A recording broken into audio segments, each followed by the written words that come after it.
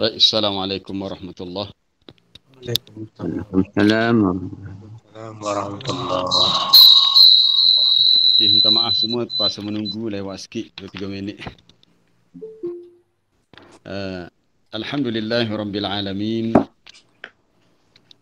Wassalatu wassalamu ala Rasulillah wa ala alihi washabbihi ajma'in. Subhanaka la ilma lana illa ma 'allamtana innaka antal alimul hakim. Wa tub 'alaina innaka antat tawwabur rahim. Rabbi shrah li sadri wa yassir li amri wahlul 'uqdatam min lisani yafqahu qawli. اللهم علمنا ما ينفعنا وزدنا علما warzuqna fahma. Amma ba'd. Para jemaah, sahabat-sahabat yang dikasihi semua.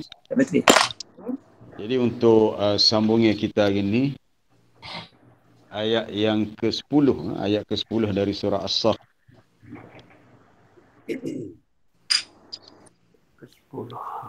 Jadi kita akan terus pada bacaan. Itu tajuk kita ini kalau dalam Tafsir Munir Dr. Wahbah Suhaili, tajuknya At-Tijarah Ar-Rabihah, perniagaan yang menguntungkan. Jadi perniagaan ini bukan perniagaan dunia, ini perniagaan akhirat. Jadi sama-sama kita baca ayat ini. A'udzu billahi minasyaitonir rajim.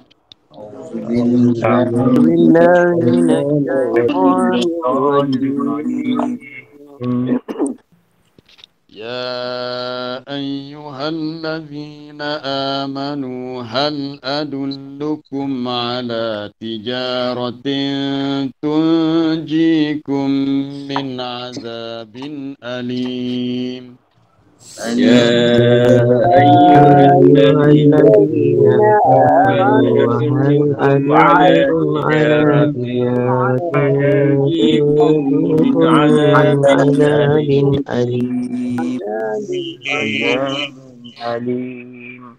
تؤمنون بالله ورسوله وتجاهدون في سبيل الله بأموالكم وأنفسكم تؤمنون بالله ورسوله وتجاهدون في سبيل الله بأموالكم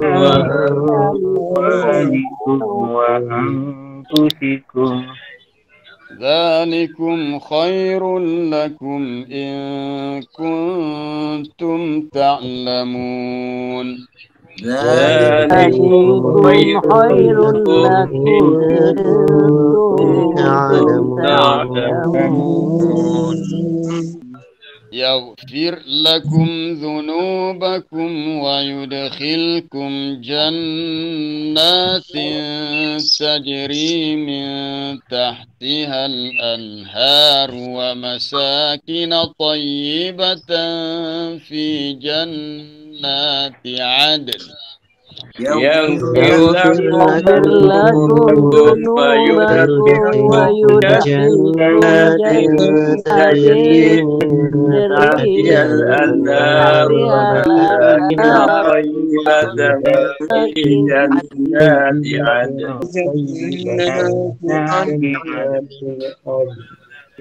ذلك الفوز العظيم ذلك الفوز العظيم وأخرى تحبونها نصر من الله وفتح قريب وأخرى تحبونها نصر من الله وفتح قريب وبشر المؤمنين وبشر المؤمنين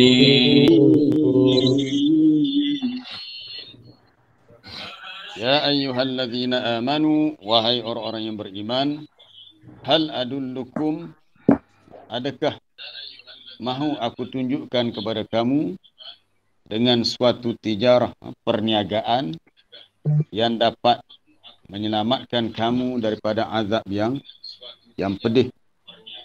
Itu perniagaan yang menjadi sebab kita selamat daripada azab di akhirat nanti. Yang pertama ialah dia punya modal untuk perniagaan ini, tu'minuna billah, kamu beriman dengan Allah. Jadi yang pertama al-imanu billah. Yang kedua beriman juga dengan Rasulnya. Yang ketiga wa tujahiduna fi sabilillah, kamu berjihad, ini berjuang pada jalan Allah, berjuang untuk menegakkan agama Allah, untuk meninggikan kalimat Allah, melawan orang-orang kafir kalau berlaku pertembungan dengan mereka. Berjuang itu dengan harta benda kamu dan dengan diri kamu sendiri. Dzalikum khairul lakum, itulah yang lebih baik bagi kamu, in kuntum ta'lamun, sekiranya kamu mengetahuinya. Mengetahui bahawa beriman dengan Allah, Rasulnya, dan berjihad pada jalan Allah, itu yang lebih baik, maka itulah yang sepatutnya dilakukan. Nescaya dia akan mengampunkan bagi kamu dosa kamu. Itu dia punya keuntungan ataupun balasan di akhirat. Diampunkan dosa dan dia akan memasukkan kamu dalam syurga yang mengalir di bawahnya sungai-sungai, dan diberi juga ganjaran yang berupa wa masakin, tempat kediaman yang baik, fi jannati adn, dalam syurga adn. Itulah dia keuntungan yang sangat hebat, yang sangat besar. Wa ukhra, dan ada pula yang lain selain daripada diampunkan dosa, dimasukkan dalam syurga. Ada pula yang lain yang kamu sukai, iaitu kamu diberi nasrun, pertolongan daripada Allah, mendapat kemenangan, wa fathun qarib, dan suatu kemenangan yang sudah dekat. Fathun asalnya pembukaan, ataupun mendapat kemenangan yang sudah hampir. Wa basyiril mu'minin, berilah kabar gembira kepada orang-orang mukmin. Para jemaah yang dirahmati Allah, ayat ini mula dengan an-nida, dengan seruan, ya ayyuhallazina amanu, wahai orang yang beriman. Hal, mahukah, adakah kamu mahu aku tunjukkan? Maka sudah tentu kita mengatakan apa yang Allah Ta'ala nak berikan kepada kita, jika ianya perkara yang memberi kebaikan, sudah tentu kita mahu. Di sini dia memberi suatu tawaran kepada kita yang berupa tijarah, perniagaan. Maksud perniagaan di sini dari segi konteks ayat ini, siapul ayat adalah al-amalus salih, amalan salih. Jadi ini bukan perniagaan untuk urusan dunia yang kita akan dapat untung dalam bentuk, kalau di Malaysia agak dalam bentuk RM lah, ringgit Malaysia, ataupun dalam bentuk duit. Tapi maksud tijarah di sini adalah amalan salih, amalan yang perlu kita lakukan supaya kita akan dapat untung besar di akhirat. Ada satu kitab yang ditulis oleh Al-Imam Ad-Dimyati, bertajuk Al-Matjar Ar-Rabih fi Thawabi Al-Amali Salih, tempat perniagaan yang menguntungkan tentang ganjaran pahala amalan yang salih. Jadi ia merujuk kepada amalan-amalan salih yang membolehkan kita dapat pahala yang besar. Minta tolong admin, minta tolong tutup mic ya. Tak tutup mic.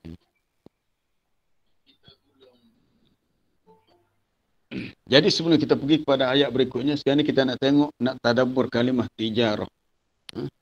Tijarah disebut dalam beberapa ayat dalam Quran, sama ada tijarah yang berupa tijarah duniawiyah, satu lagi tijarah ukhrawiyah, urusan niaga yang melibatkan urusan keduniaan, satu lagi urus niaga yang melibatkan urusan akhirat.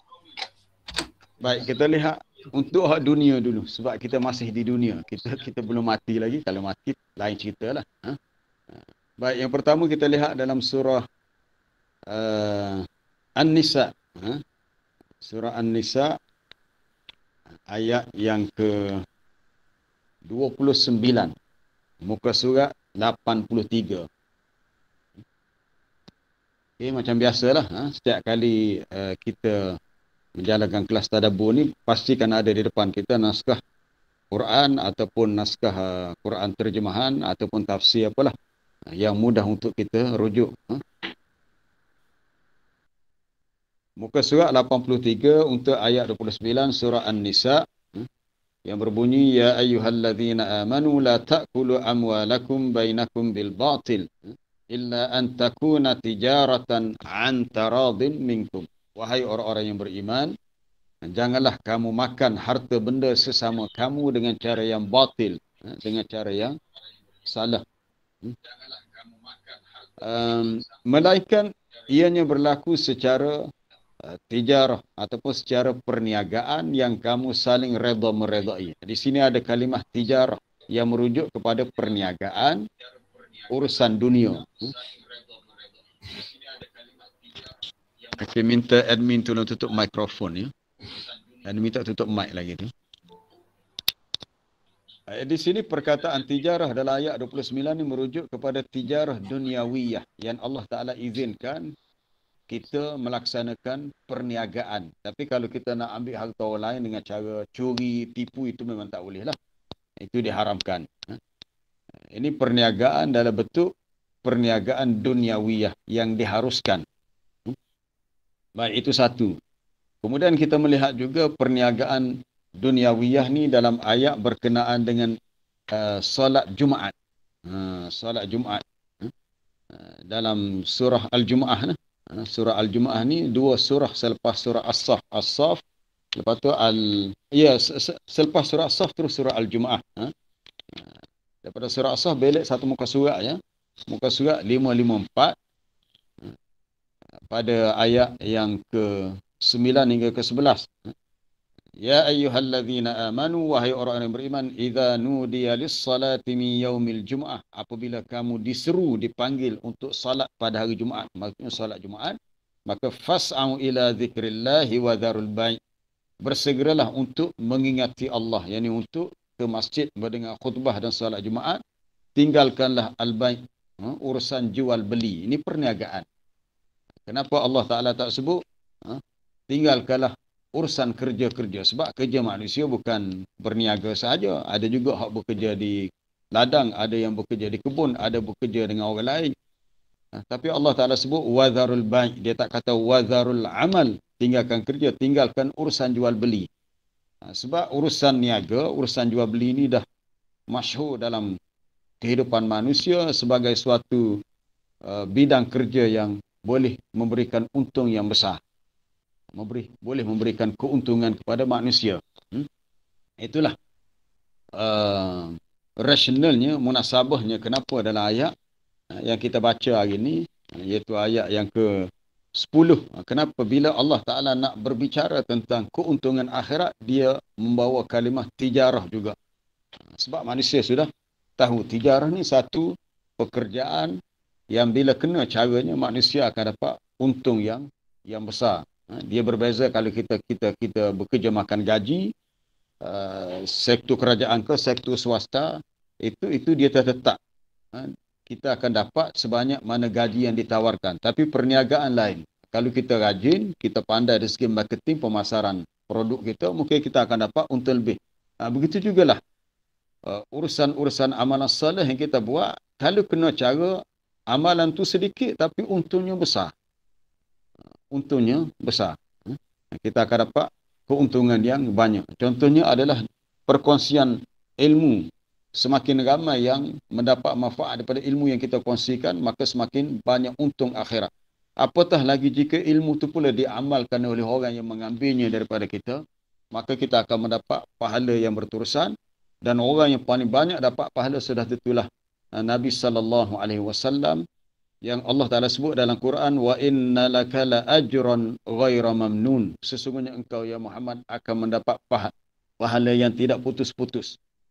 Inilah yang dikatakan suatu perniagaan yang menguntungkan. Nabi dapat pahala yang tidak putus-putus. Bukan perniagaan dunia, perniagaan akhirat. Sebab semua ajaran agama dari segi amalan soleh, amalan sunnah, perkara yang perlu kita ketahui dari sudut akidah, semuanya diajar oleh baginda sallallahu alaihi wasallam. Kemudian bila kita sampaikan kepada orang lain, kita juga turut berkongsi dapat pahala daripada perkongsian itu.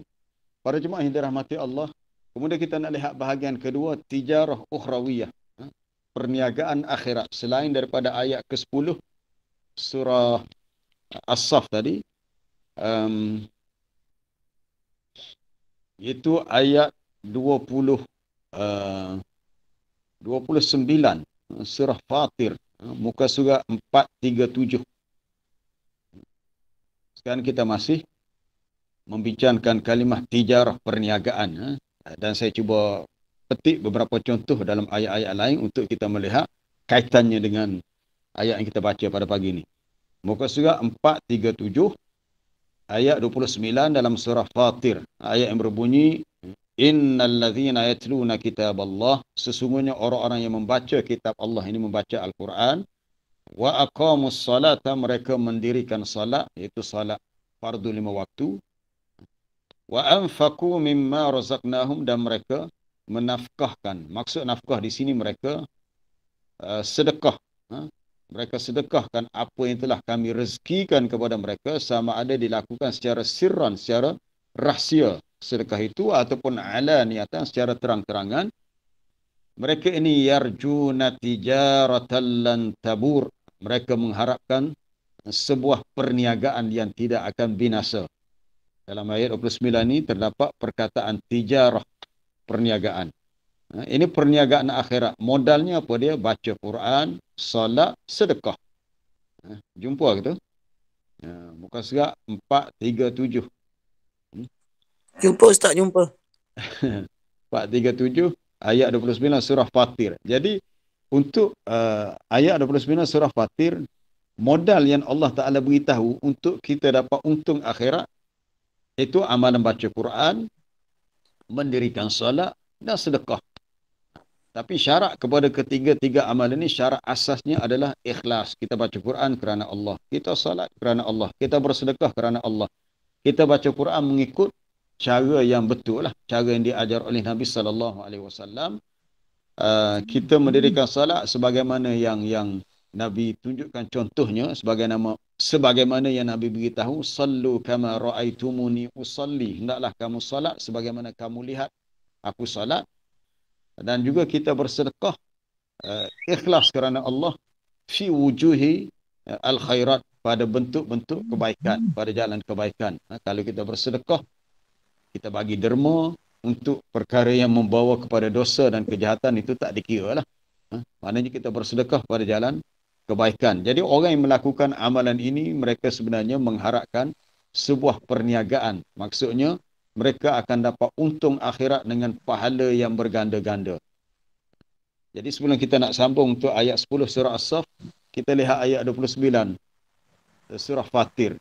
Sebab ketiga-tiga amalan dalam ayat 29 ni tak disebut dalam ayat 10. Sebab ayat 10 surah As-Saff berbicara tentang jihad. Jadi dia punya tajuk utama tentang jihad fisabilillah. Baik. Ayat 29 surah Fatir menyebut pertama, membaca kitab Allah ni suatu perniagaan. Kenapa? Sebab ada hadis yang lain Nabi sebut, man qara'a harfan min kitabillah falahu al-hasanah. Sesiapa yang membaca satu huruf daripada kitab Allah, maka dia mendapat satu pahala kebajikan. Wal hasanatu bi asyri amsalihha, dan satu pahala kebajikan itu dilipat gandakan jadi 10. Jadi baca satu huruf, bukan satu perkataan, satu huruf dah dapat 10. Kemudian Nabi jelaskan lagi, wala aqulu alif lam mim harfun. Aku tak mengatakan alif lam mim satu huruf. Walakin alif harfun, walam harfun, wa mim harfun. Alif tu satu huruf, lam satu huruf, mim satu huruf. Baca alif lam mim dah 3 huruf, dah dapat 30. Sebab satu huruf dikira satu al-hasanah, satu pahala kebaikan yang kita akan dapat 10. Itu dalam bab baca Quran. Baik, kita lihat yang kedua dalam bab solat. Solat ni pun satu perniagaan yang untung. Kita solat berjemaah, dalam hadis yang sahih menyebut salatul jamaah afdalu min salatil fadhi bi 27 darajah. Solat berjemaah lebih utama, lebih besar kelebihan fadilatnya daripada solat bersendirian dengan 27 gandaan pahala.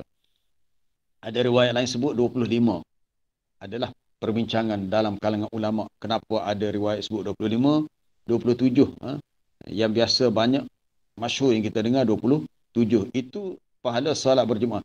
Jika kita dapat salat di saf yang pertama, kita dapat pahala lain pula bonusnya, iaitu pahala kerana berada saf pertama. Kemudian kalau rumah kita jauh daripada masjid, atas setiap langkahan kaki kita ke masjid, ya, kita dapat pahala lain pula, pahala kerana jauhnya perjalanan ke masjid. Yarfa'u bihi darajat, diangkat untuknya satu darjat dan dihapuskan satu kesalahan. Dengan sebab kasratul khuta, banyaknya langkah ke masjid. Itu tak termasuk lagi salat sunat qabliyah, salat sunat rawatib. Itu ada pahala hak lain pula. Mana semua amalan yang dikaitkan dengan salat itu adalah suatu bentuk tijarah rabihah, perniagaan yang menguntungkan. yang kita akan dapat ganjarannya di akhirat. Kemudian masuk dalam bab sedekah. Dalam bab sedekah. Dalam ayat berapa? Ayat 261. 261 surah Al-Baqarah. Muka surat berapa ya? Dalam juzuk yang ketiga. Dalam juzuk yang ketiga, muka surat 44. 261. Juzuk yang ketiga, muka surat 44. Ayat 261 surah Al-Baqarah. Masalul ladzina yunfikuna amwalahum fi sabilillah. Perumpamaan orang-orang yang menafkahkan hartanya pada jalan Allah. Perumpamaan orang-orang yang menafkahkan, yang sedekahkan harta mereka pada jalan Allah. Kamasali habbatin, seumpama sebiji benih habbah. Yang mana biji benih itu ambatat sab'a sanabil. Dapat menumbuhkan 7 tangkai, 7 cabang di atas sebatang pokok tu, kemudian dia bercabang kepada 7. Fi kulli sumbulatin mi'atu habbah. Pada setiap cabang tu pula ada 100 benih. Daripada satu naik sebatang pokok ada 7. Atas satu tu pula 100. 100 kali dengan 7 dah 700. Maknanya dalam bab sedekah pahalanya banyak lagi. Atas satu jadi 700. Atas 2 1,400. Inilah yang dikatakan untung perniagaan akhirat. Dan orang yang berjaya untuk membolut keuntungan ini, mereka lah yang lebih layak mendapat title sebagai jutawan akhirat. Mungkin bukan jutawan, mungkin lebih lagi lah. Mungkin billioner akhirat. Cuma tentang fi sabilillah dalam ayat ni, adakah secara umum apa-apa kebaikan? Ada pendapat ulama mengatakan ia merujuk kepada jihad fi sabilillah. Itu pendapat yang asalnya merujuk kepada jihad fi sabilillah ataupun usaha untuk berjihad pada jalan Allah melawan musuh-musuh Islam. Pandangan yang kedua mengatakan fi sabilillah, apa sahaja kebaikan yang kita buat maka dikira fi sabilillah. Tidak disebut dalam ayat 29 surah Fatir ni tentang puasa. Puasa juga amalan yang membolehkan kita dapat pahala dan untung akhirat. Antaranya disebut dalam hadis Sahih Bukhari, man sama yauman fi sabilillah ba'adallahu wajhahu 'anil nari 70 kharifan.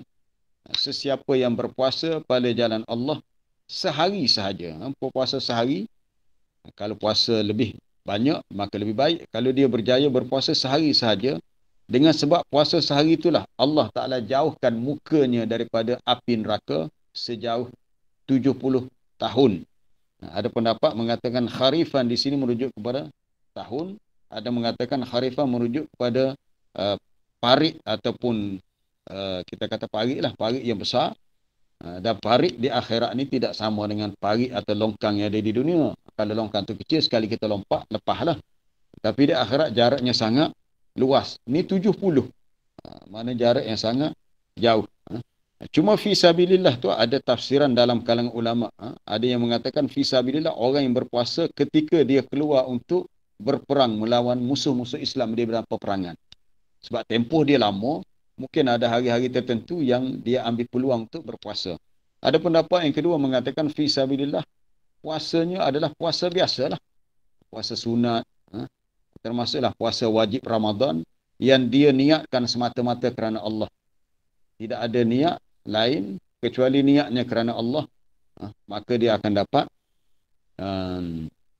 dapat pahala yang sangat besar lah. Ada soalan tadi, bagaimana dengan orang puasa tapi tak jaga lidah, maka kuranglah pahalanya.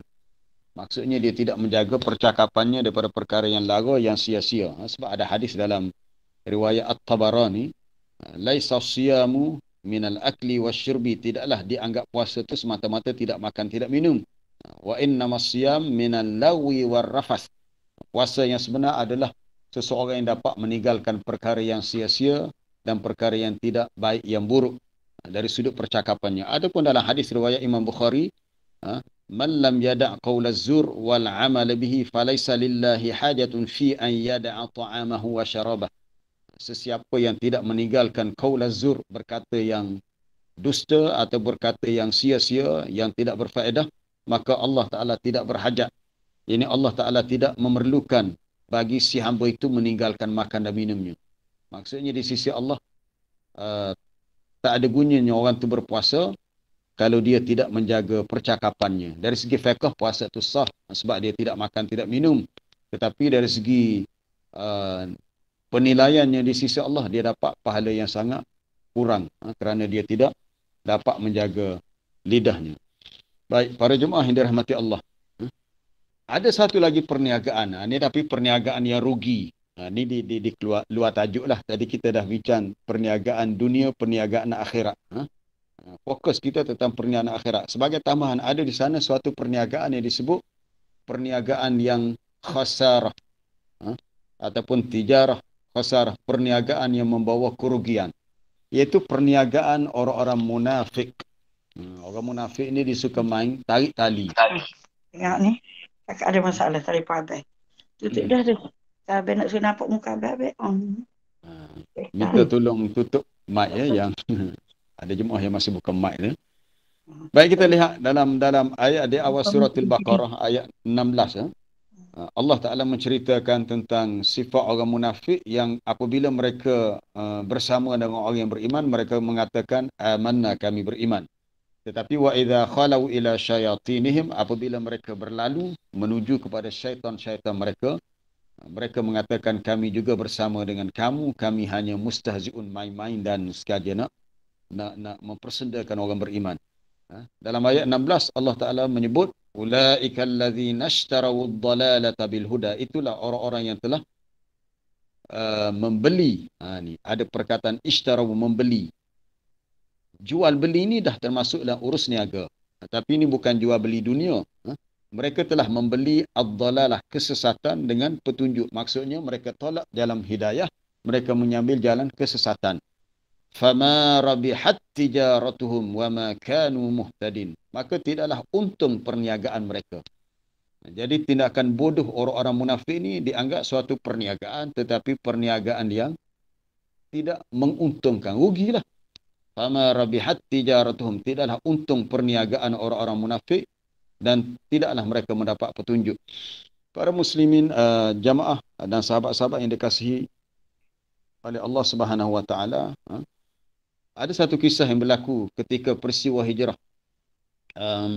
Dia hijrah ni dia tidak serentak, dia tidak kata serentak berlaku, maknanya sekaligus. Dia ada peringkat pertama yang ni pergi dulu, kemudian menyusul yang lain. Ada seorang sahabat namanya Suhaib bin Sinan Ar-Rumi. Suhaib ni dia asalnya daripada Rom, seorang yang berbangsa Rom. Apabila dia mendengar dakwah Islam di Mekah sudah bermula ataupun telah muncul Nabi akhir zaman, itu Nabi SAW, maka dia pun sangat teruja. Lalu dia berhijrah daripada negara dia Rom untuk ke Mekah, dan akhirnya dia menjadi seorang sahabat yang baik dan dia bersama dengan Nabi SAW untuk memperjuangkan Islam. Suhaib bin Sinan. Kemudian pada hari berlakunya peristiwa hijrah, dia dihalang oleh orang-orang musyrikin Mekah, tidak mengizinkan dia berhijrah. Tetapi dia kata dia nak berhijrah juga. Maka orang-orang musyrik kata, kalau kau nak berhijrah, semua harta benda milik kamu kena tinggalkan di Mekah. Lalu dengan rela hati Suhaib sanggup meninggalkan harta dia, dan dia pun berhijrah sehelai sepinggang, bawa diri dia, harta dia tinggal semata-mata kerana nak berhijrah ke Madinah. Lalu untuk kisah dia itu turunlah ayat 207 dalam surah Al-Baqarah, muka surat 32, yang berbunyi wa minan nasi man yashri nafsahu ibtigha'a mardatillah. Di antara manusia ada orang yang sanggup menjual. Bukan yashtari, yashri. Yashri maknanya yabi'. Kalau yashtari beli, yashri dia sanggup jual dirinya untuk mencari keredaan Allah. Maksudnya Suhaib tadi, dia sanggup tinggalkan harta benda di Mekah semata-mata kerana nak bersama dengan Nabi SAW berhijrah ke Madinah. Bila Nabi dengar tindakan Suhaib ini, Nabi kata rabaha Suhaib, untunglah Suhaib. Ini bukan untung dunia, ini untung akhirat. Untunglah Suhaib sebab dia sanggup tinggalkan harta benda dia di Mekah semata-mata dia nak mempertahankan akidahnya dan nak terus berjuang bersama Nabi SAW. Para jemaah yang dirahmati Allah, untuk ayat ke-10 surah As-Saff, ayat yang paling hampir untuk kita rujuk tentang ayat ni, tentang jihad fi sabilillah ni sebagai suatu modal yang besar untuknya di akhirat ialah dalam surah At-Taubah. Boleh buka dalam surah At-Taubah ayat yang ke berapa dalam juzuk yang ke-11. Ayat yang ke berapa? Ayat yang ke 111. Muka surat 204 ayat 111. Ayat 111. Jumpa semua surah At-Taubah dalam juzuk yang ke-11 muka surat 204. Ayat tu berbunyi, innallaha ashtara minal mu'minin, sesungguhnya Allah Ta'ala membeli daripada orang-orang mukmin diri mereka dan harta mereka, bi anna lahumul jannah, bahawa bagi mereka syurga. Ini yang dikatakan perniagaan akhirat. Allah Ta'ala beli itu bukan bermakna Allah Ta'ala berhajat kepada nyawa kita ataupun harta benda kita. Allah Ta'ala yang ciptakan kita, harta benda kita pun rezeki pemberian dia.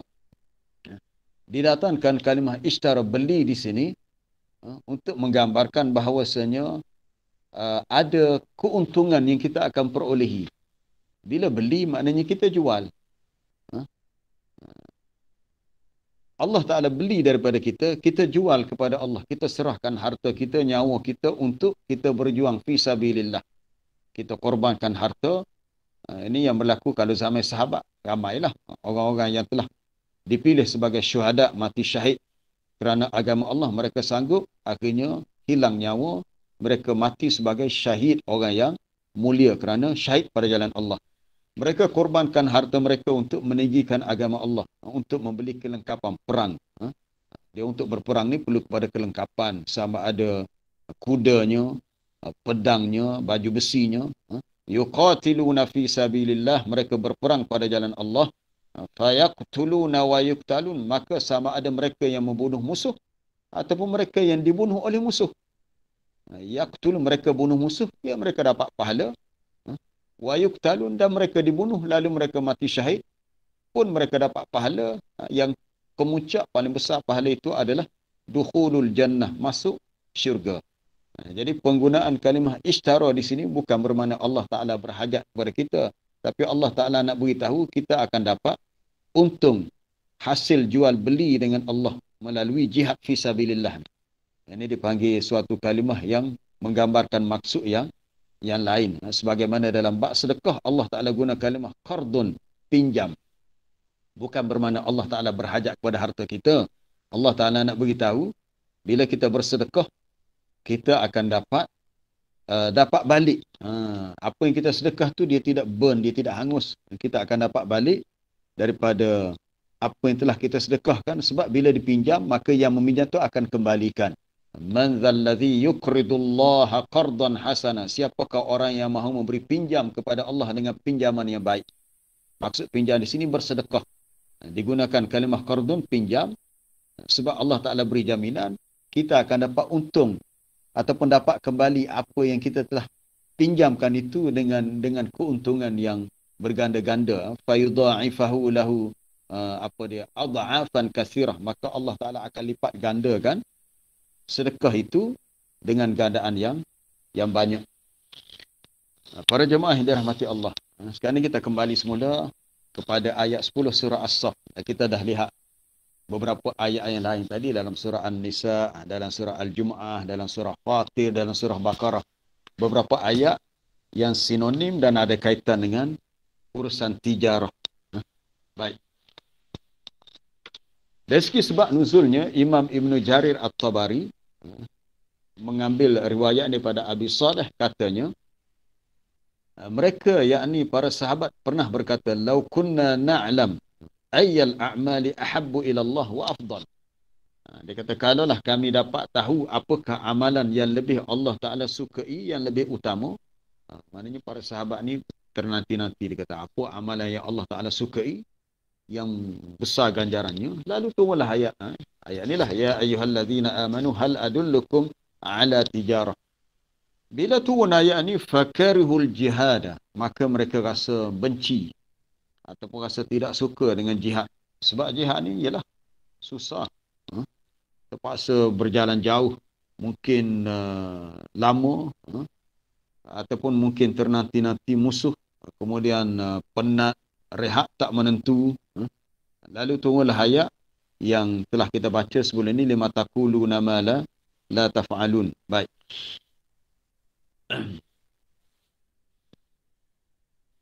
Modal yang pertama disebut dalam ayat yang berikutnya, ayat ke-11, ialah beriman dengan Allah dan Rasul-Nya.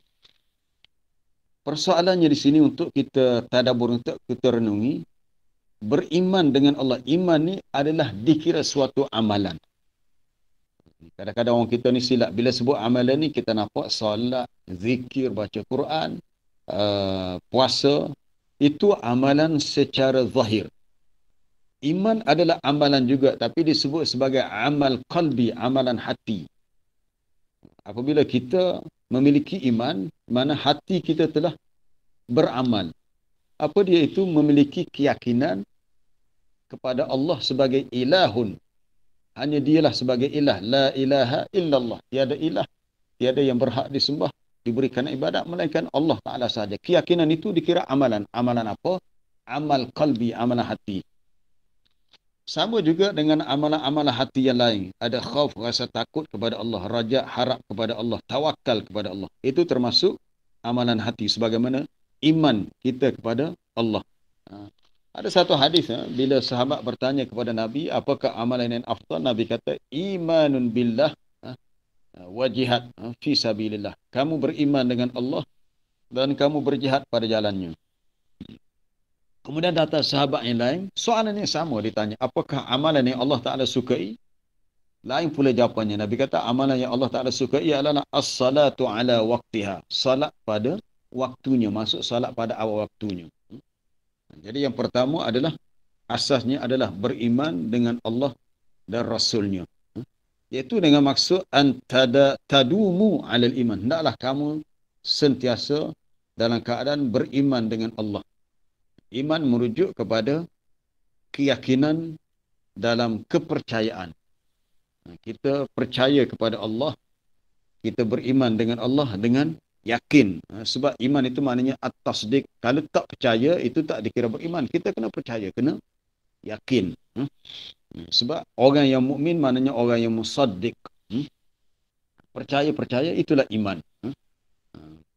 Nak faham kalimat iman, kita lihat dalam kisah Nabi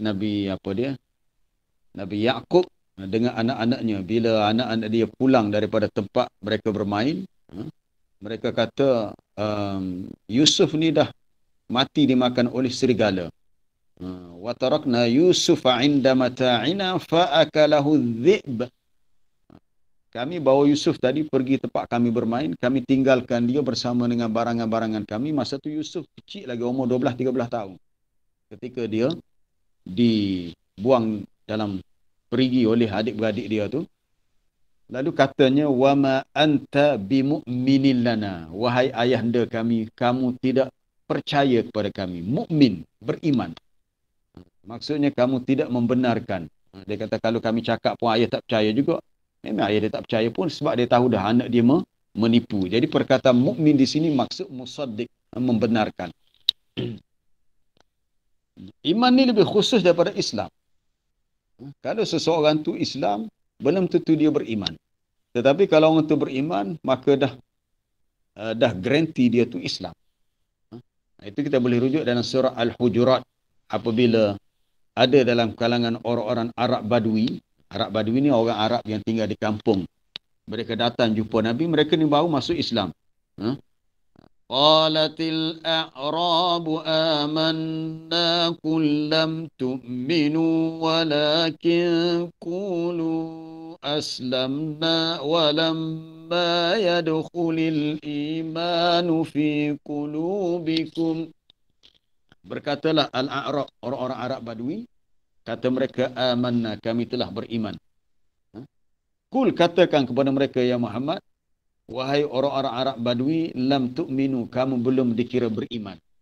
Dia dah Islam, tapi dikira belum beriman dengan iman yang sempurna. Walakin qulu aslamna, tetapi katakanlah kami dah Islam. Kenapa? Kerana walamma yadkhulul iman, kerana belum lagi iman itu masuk dalam hati kamu. Jadi rupa-rupanya keimanan ni dia ada peringkat dia.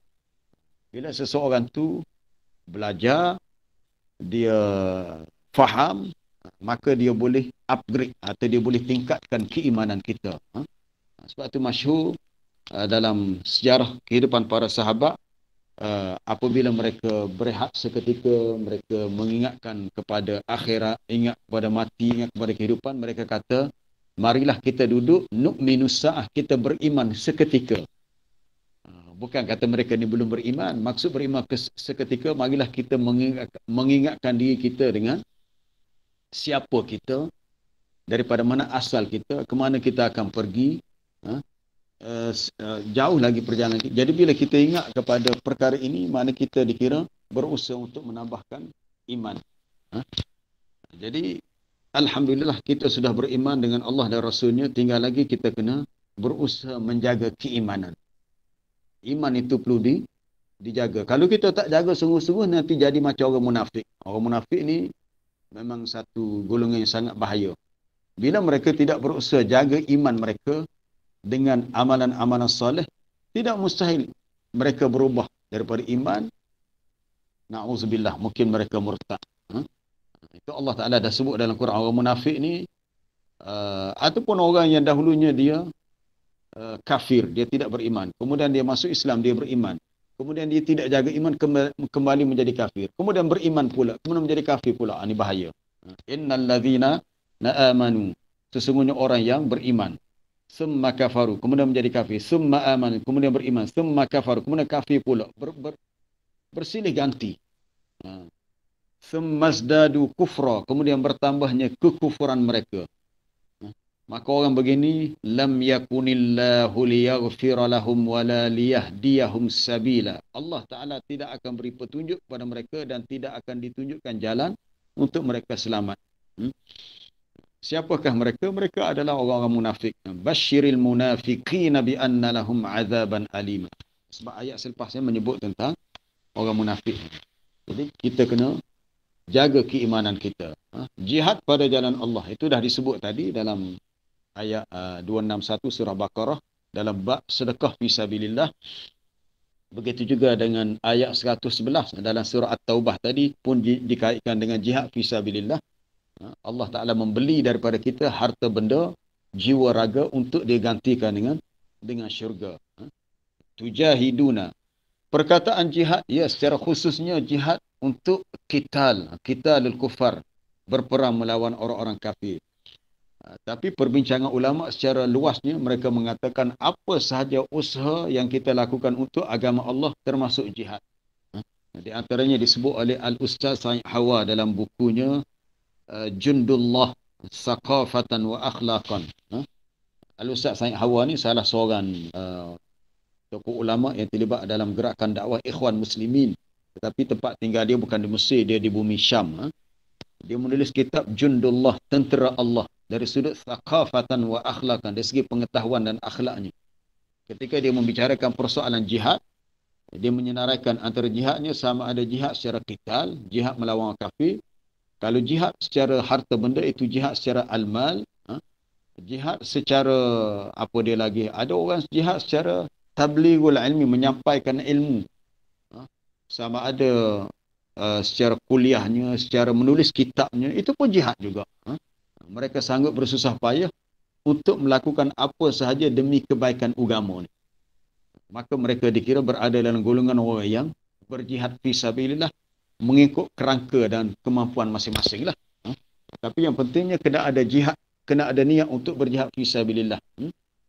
Sebab itu kalau kita baca dalam hadis-hadis Nabi tentang persoalan jihad, kita akan jumpa hadis yang Nabi kata, man lam yaghzu, sesiapa yang tidak pernah berperang, bahkan walam yuhaddith nafsahu bil ghazwi, tak terletah pun dalam hati dia untuk berjihad, untuk bersusah payah demi agama Allah. Kalau mati dia nak kata macam tu, maka seperti famata mitatan jahiliyah, seperti matinya orang yang mati dalam keadaan jahiliyah. Orang hidup zaman jahiliyah, dia tak ada Tak ada apa-apa matlamat yang jelas untuk agama Allah. Mana mati yang hina. Mana kena ada dalam kehidupan kita, kita hidup kerana Allah dan mahu berjuang untuk agama Allah dengan apa sahaja yang mampu kita lakukan.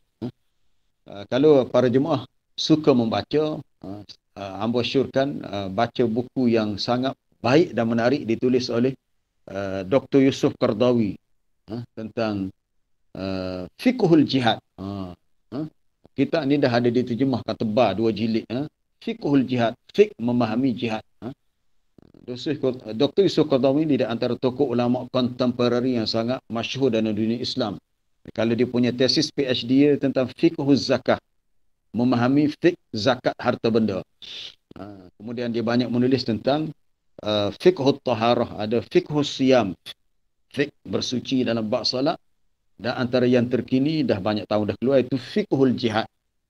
Fiqh memahami jihad. Dia tulis buku ni sebagai penjelasan tentang adanya gerakan irhab, gerakan apa dipanggil teroris. Ada golongan-golongan yang ekstrim menggunakan suatu tindakan atas nama jihad.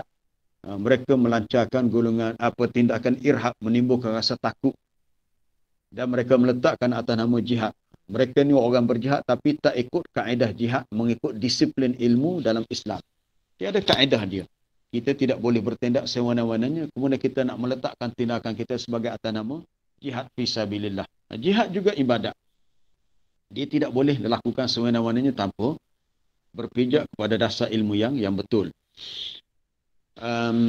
Dr. Wahbah Zuhaili dalam tafsirnya dia membahagikan jihad ni kepada dua. Dia kata jihadun nafsi, jihad hawa nafsu. Iaitu jihad melawan kejahatan hawa nafsu. Dan yang kedua jihadul adu, jihad melawan musuh. Musuh ni musuh agama lah. Baik, apa keuntungan yang kita dapat hasil daripada jihad ini, iaitu diampunkan dosa. Ini yang paling utama. Diampunkan dosa dan akhirnya dimasukkan dalam syurga. Baik, kenapa Allah Ta'ala sebutkan ampunkan dosa dahulu? Kerana seseorang yang berdosa dia tidak akan masuk ke syurga melainkan setelah dirinya dibersihkan daripada semua dosa. Kita kena faham, orang yang masuk syurga tu orang yang benar-benar bersih. Tak ada lagi dosa. Walaupun sebenarnya dia tu ada dosa. Tapi kalau dosa tu lebih banyak daripada pahala, itu na'udzubillah, minta jauh lah. Maka dia akan diazab, disiksa dengan kadar dosanya. Bila selesai semua bahagian tu, barulah dia dimasukkan dalam syurga. Adapun orang-orang yang lebih banyak amalan kebaikan berbanding dengan dosa kejahatan, maka dengan rahmat Allah, dosa kejahatan yang adalah sedikit, mungkin 20%, 30%, ataupun kurang lagi, dengan rahmat Allah dosa itu diampunkan. Dengan sebab pahala kebaikannya lebih banyak, maka dia masuk ke syurga. Maka diampunkan dosanya, ataupun dihapuskan dosanya. Dan dia dimasukkan dalam syurga yang mengalir di bawahnya sungai. Ini gambaran yang biasa. Mana-mana ayat Quran, apabila Allah Ta'ala sebut syurga, maka disebut di bawahnya ada sungai-sungai yang mengalir. Kemudian sebagai tambahannya mereka diberi masakin tayyibatan, tempat kediaman yang baik dalam syurga.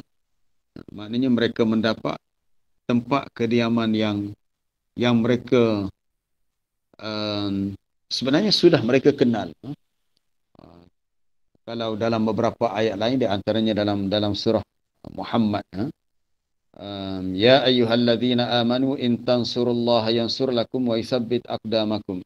Sebelum tu lagi, walladzina qutilu fi sabilillah, dalam ayat yang keempat, yang kelima surah Muhammad. Orang-orang yang dibunuh pada jalan Allah, maksudnya orang-orang yang mati syahid, falan yudilla a'malahum, tidak akan disia-siakan amalan baik mereka, yakni akan diberi ganjaran pahala. Sayahdihim wa yuslihu balahum, Allah Ta'ala akan bagi petunjuk kepada mereka dan akan diperelokkan keadaan mereka. Akhir sekali, wa yudkhiluhumul jannata 'arrafaha lahum, akan dimasukkan mereka dalam syurga yang sudah diperkenalkan kepada mereka. Dalam tafsiran ayat ni, Ulama tafsir kata ahli syurga, yang masuk syurga ni orang yang mati syahid dah, orang mati syahid fisabilillah. Sebelum mereka masuk syurga, mereka dah kenal tempat kediaman mereka dalam syurga. Rumah-rumah yang mereka akan masuki dalam syurga tu mereka sudah kenal, sehingga mereka la yukhti'unha, tak tersilap. Berbeza dengan kita. Kita kalau kita pergi ke rumah kawan kita di suatu taman perumahan, mungkin kita tersilap masuk lorong dan tersilap nombor rumah. Itu biasa berlaku. Tapi untuk ahli syurga, walaupun mereka ini pertama kali nak masuk syurga, tapi kediaman mereka dalam syurga tu mereka sudah kenal dengan kenal sungguh-sungguh. Wa yudkhiluhumul jannata 'arrafaha lahum. Allah Taala masukkan mereka dalam syurga yang sudah Allah Taala perkenalkan. Dalam tafsir dia sebut maksud perkenalkan, Allah Taala sudah kenalkan kepada mereka masakin, tempat kediaman yang mereka akan masuki dalam syurga itu, yang mereka tidak akan tersilap, tak timbul silap mereka termasuk rumah orang lain. Tak. Mereka akan masuk rumah mereka sendiri. Itu disebut dalam ayat ni, wa masakin. Perkataan masakin ni juga disebut dalam ayat surah At-Taubah, tapi bukan ayat 111 tadi, ayat lain. Ayat yang keberapa? Ayat 72. Ayat 72 surah At-Taubah, muka surat 198. Terdapat perkataan masakin tayyibah. Muka surat 198. Kita berbaki masa 3 minit lagi, cepat masa. Okey, kalau nak buka muka surat 198 ayat 72 surah At-Taubah. Berbunyi, wa'adallahu al-mu'minina wal mu'minat. Allah Ta'ala menjanjikan kepada orang-orang yang beriman, lelaki dan perempuan, mukmini dan mukminat. Apa dia janji Allah? Jannatin tajri min tahtihal anhar. Syurga yang mengalir di bawahnya sungai. Mereka itu khalidina fiha, kekal di dalamnya. Kekal maksudnya mereka akan berada di situ sampai bila-bila. Dan mereka diberi wa masakin tayyibah. Sama dengan ayat yang kita baca pada hari ini, itu ayat yang ke-11 dalam surah As-Saff. Mereka diberi tempat kediaman yang baik. Dalam ayat yang ke-12 ni kita baca hari ini, tempat kediaman yang baik dalam jannati adnin, juga dalam syurga adnin. Syurga adnin ini salah satu nama ataupun kategori syurga lah, selain daripada jannatul na'im, jannatul ma'wa, jannatul firdaus. Dan yang lebih besar, mereka mendapat ridwanun minallah, mereka mendapat keredaan daripada Allah. Dan keredaan itulah yang akbar, yang lebih besar berbanding dengan segala nikmat dalam syurga. Jadi yang menariknya dalam syurga ni, dia ada masakin, tempat kediaman, maskan. Syurga ni satu kawasan yang luas, masing-masing diberi tempat kediaman sebagai suatu nikmat untuk mereka. Kemudian sebagai pengakhiran bagi ayat yang kita baca pada hari ini,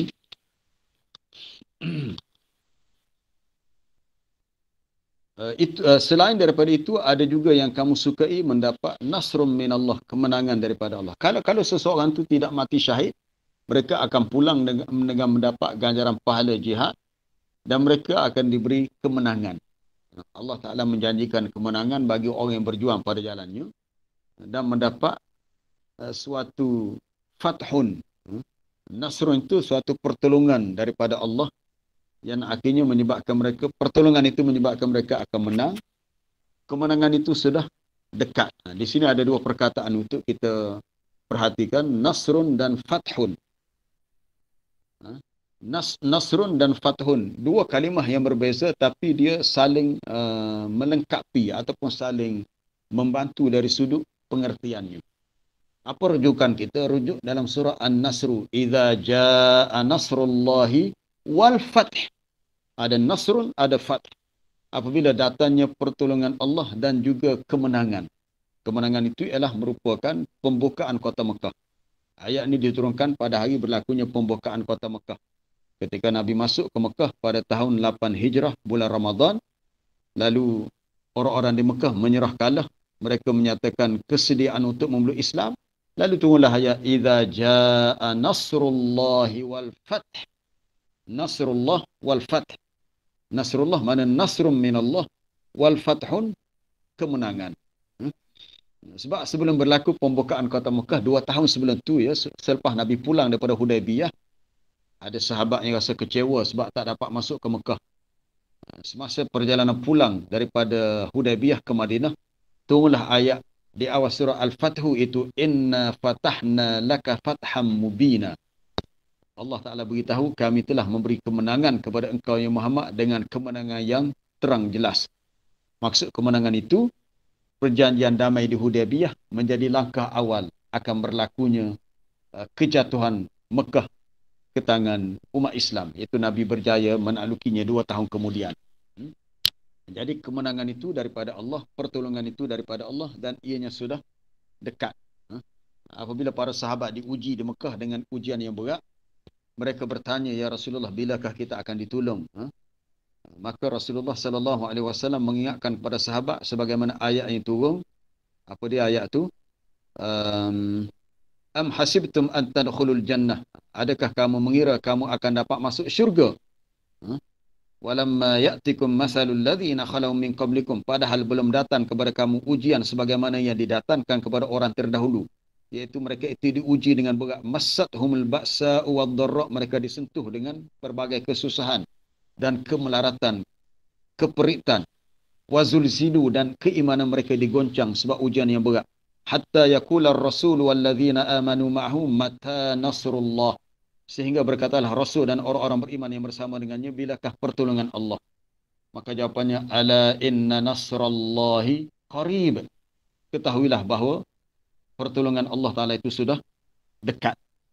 Di sini, di akhir ayat 12, nasrun fathun. Fathun qarib. Tapi dalam surah Baqarah ayat 2 berapa tadi? 232 tak silap. Para jemaah boleh rujuk ayat 232 surah Baqarah. Allah Ta'ala beritahu, ala inna nasrallahi qarib. Ketahuilah pertolongan Allah Ta'ala itu sudah dekat. Perkataan dekat disandarkan kepada nasrun. Dalam ayat surah As-Saff ayat 13, dekat itu disandarkan kepada fathun. Di sini kita boleh ambil kefahaman bahawa kalimah nasrun dan fathun adalah kalimah yang talazum. Maksudnya dia saling lengkap melengkapi. Bila datangnya nasrun, pertolongan Allah, berlakulah kemenangan. Dan dia bukanlah sesuatu yang jauh, tapi dia sudah dekat. Jadi tinggal lagi kita kena terus berjuang dan sabar. Berilah kabar gembira kepada orang-orang yang beriman. Wallahu a'lam. Baik, ada soalan ya? Apa beza syurga dengan syurga yang lain? Itu perbezaan tu dari segi nama. Dia sebab syurga ni dia bukan satu, bukan kita kata suku-suku. Dia syurga ni satu tempat yang dia ada pintu-pintu dia. Yang diitlakkan nama tu kepada pintu. Merujuk kepada pintu. Sebab itu dalam doa yang kita baca selepas kita berwuduk, kelebihan dia, bila kita baca doa lepas berwuduk, asyhadu an la ilaha illallah wa asyhadu anna muhammadan abduhu wa rasuluh, Allahumma ja'alni minat tawabin wa ja'alni minal mutatahhirin. Sesiapa yang baca doa ni lepas berwuduk, Nabi kata futihat lahu abwabul jannah as-thamaniyah, dibuka baginya pintu syurga yang ke-8. Jadi diitlakkan nama-nama syurga tu merujuk kepada pintu ni. Jadi yang paling tinggi kedudukannya adalah Jannatul Firdaus lah. Itu yang paling tinggi. Kemudian yang lain-lain tu, cuma apa beza tu susah juga nak sebut, sebab gambaran syurga tu dia hanya sebut nikmat tu secara umum. Cuma nama-nama tu ada perbezaan dari segi nama, cuma dari segi martabatnya di sisi Allah yang paling tinggi adalah Jannatul Firdaus. Cuma yang lain-lain tu saya tak pastilah dari segi apa perbezaan yang khusus, yang umum, tapi yang paling tinggi adalah Al-Firdaus. Sehingga ada dalam doa yang khusus Nabi kata, idza sa'altumullah al-jannah fas'aluhu al-firdausal a'la. Nabi kata bila kamu memohon kepada Allah syurga, mintalah kepadanya syurga Firdaus yang tertinggi. Sebab dia lah yang paling tinggi. Lawan kepada syurga adalah neraka. Neraka pula dia ada 7 pintu. Sebagaimana ayat dalam surah Al-Hijr, Wa inna jahannama la mau'iduhum ajmain. Untuk mereka yang ikut syaitan iblis itu dijanjikan untuk mereka neraka Jahannam. Apa dia? Laha sab'atu abwabin likulli babin minhum juz'un maksum. Dia mempunyai 7 pintu. Dan setiap pintu tu dia ada bahagian-bahagian tertentu pula yang telah dibahagi-bahagikan. Wallahu a'lam. Ada soalan lain? Ustaz, Ya, ada saya.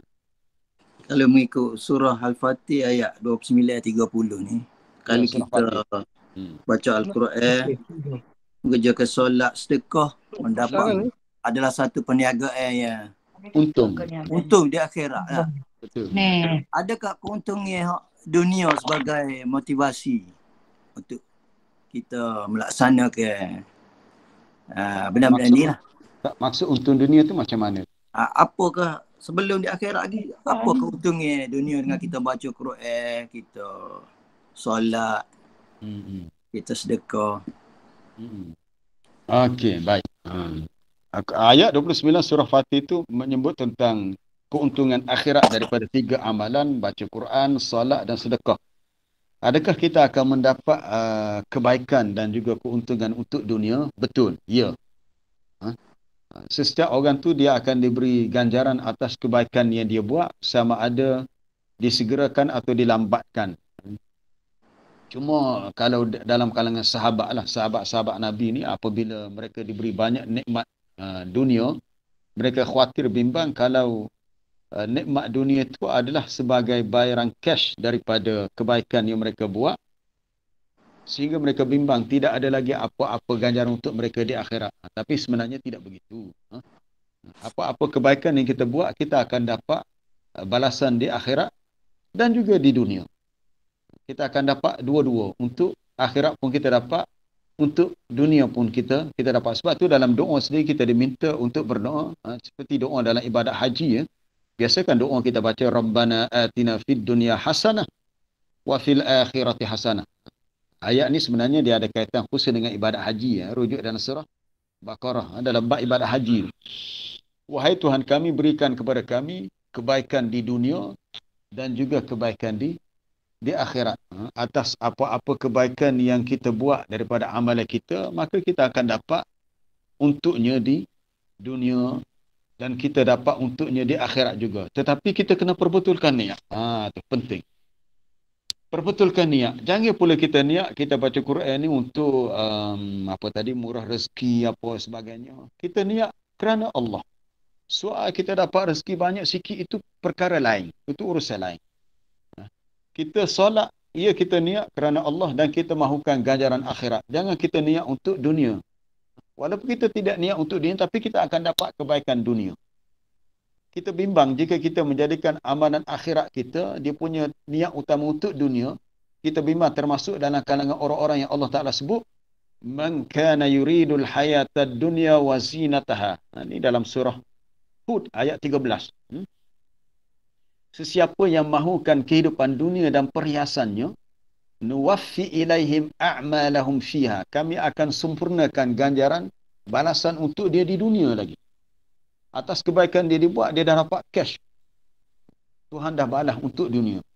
Wahum fiha la yubkhasun. Dan tidak akan dikurangkan sedikit pun.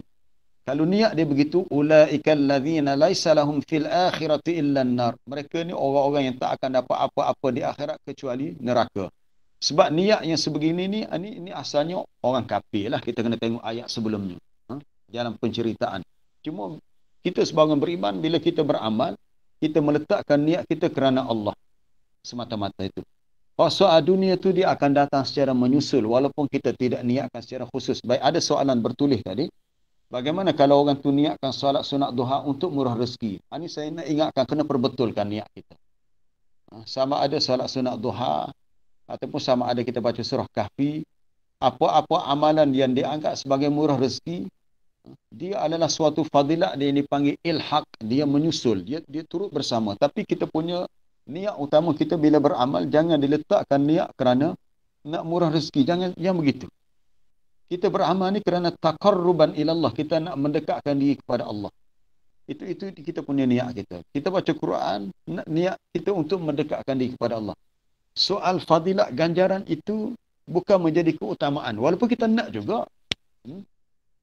Contohnya dikhabarkan dalam riwayat hadis. Cuma hadis ni tak kuat lah. Dalam riwayat Abu Dawud, dalam Muwatta' Imam Malik, dalam Sunan Tirmizi. Membaca surah Al-Mulk, mengamalkan surah Tabarakalladzi biyadihil mulk menjadi sebab kita selamat daripada azab kubur.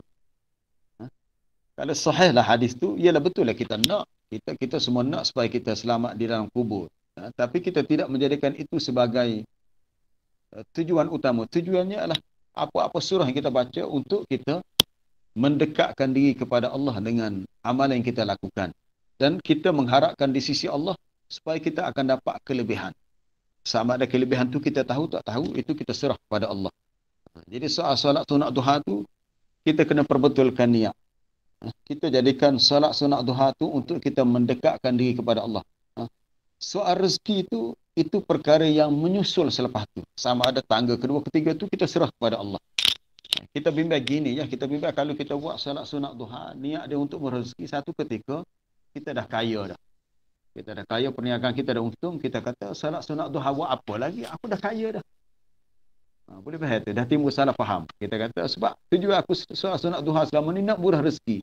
Sekarang Tuhan dah bagi rezeki melimpah ruah. Tak payah solat dah lah. Ini kita bimbang gitu tu.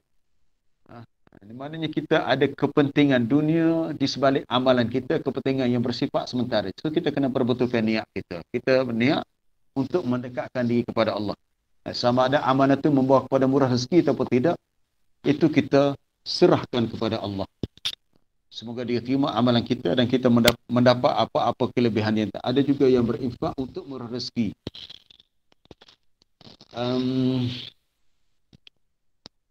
Sama juga macam tadi juga.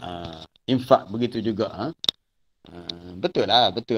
Kita infak, bila kita infak ni, sama ada kita dapat kelebihan, kita bebas daripada penyakit, kita murah rezeki, sebagainya. Supaya tadi juga, kita infak, bila fi sabilillah, niat kita, ia kerana Allah. Bukan kerana manusia, atau bukan ada tujuan sampingan. Tapi kalau ada tujuan, kita kata supaya murah rezeki sebagainya, itu bukan menjadi keutamaan, kena faham. Pentingnya perkara itu bukan menjadi keutamaan. Apa-apa matlamat duniawi perlu diletakkan nombor 2, nombor 3. Matlamat yang utama adalah semata-mata kerana Allah, semata-mata kerana akhirat. Kita ambil contohlah, macam kita pergi ke Mekah untuk ibadat haji. Selain daripada infak untuk murah rezeki tadi, kita pergi ke Mekah untuk ibadat haji, Allah Ta'ala tidak melarang orang yang ke Mekah itu untuk menjalankan urus niaga sebagai kerja sampingan. Walaysa alaikum junahun an tabtagu fadlan min rabbikum. Dalam surah Baqarah. Tiada menjadi kesalahan untuk kamu mencari kurniaan daripada Tuhan. Maksudnya, ketika ke Mekah, mungkin sesetengah orang tu bawa lah apa-apa barangan daripada negara dia untuk dijual di sana. Tak salah. Dan tidak dikira merosakkan ibadat haji. Tidak menjadi kesalahan. Allah Ta'ala mengizinkan. Tetapi kena niat. Utama kita ke Mekah adalah untuk haji. Bukan untuk berniaga. Sebab berniaga tu urusan dunia. Tetapi tidak salah berniaga. Tak salah berniaga, tapi berniaga itu bukan menjadi keutamaan. Keutamaan adalah untuk ibadat haji. Maka Allah Ta'ala memberi keizinan di samping ke Mekah untuk haji, boleh juga menjalankan urus niaga. Asalkan perniagaan tadi tidak mengganggu ibadat haji yang menjadi keutamaan kita ke Mekah. Wallahu kita pun dah lebih masa dah. Kita dalam masa 7.45 dah. InsyaAllah kita sambung lain kali dengan perbincangan ayat yang seterusnya. Jadi untuk sesi bacaan pun tak sempat, tak apalah. Kita sambung lain kali. Cuma berbaki, rasanya ada berapa ayat lagi? 1 atau 2 ayat lagi untuk penutup surah As-Saff, tentang kisah Hawariyun, golongan pengikut setia Nabi Isa yang disebut sebagai Hawariyun. Ya, kita ada 1 ayat lagi. Ni satu kisah yang menarik. Mereka setia bersama dengan Nabi Isa sehinggalah Nabi Isa alaihissalam diangkat ke langit. Siapakah Hawariyun? Apakah kesudahan nasib mereka? InsyaAllah kita sambung esok lah. Esok hari Jumaat. Subhanakallah bihamdika asyhadu an la ilaha illa anta astaghfiruka wa atubu ilaik. Wa sallallahu wa sallama ala nabiyyina Muhammad wa ala alihi wa sahbihi ajma'in walhamdulillahi rabbil alamin. Barakallahu fikum jami'an. Assalamualaikum warahmatullahi wabarakatuh. Waalaikumsalam warahmatullahi wabarakatuh. Waalaikumsalam warahmatullahi wabarakatuh. Salam. Terima kasih Ustaz. Terima kasih Ustaz. Terima kasih Ustaz. Assalamualaikum. Waalaikumsalam. Assalamualaikum. Terima kasih Ustaz. Assalamualaikum.